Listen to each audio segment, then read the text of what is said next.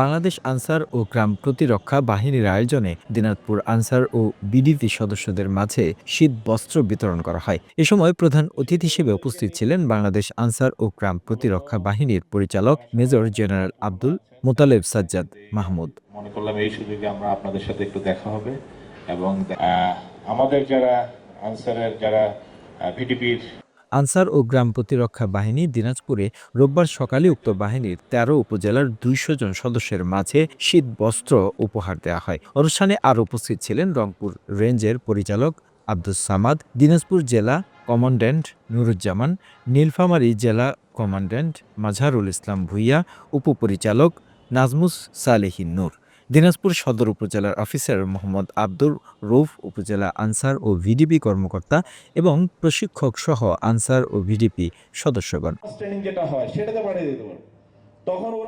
The news Bangladesh desk report. তার জন্য তাকে আগে দক্ষ হতে হবে, দক্ষ জনশক্তি হিসেবে নিজেকে গড়ে তুলতে হবে।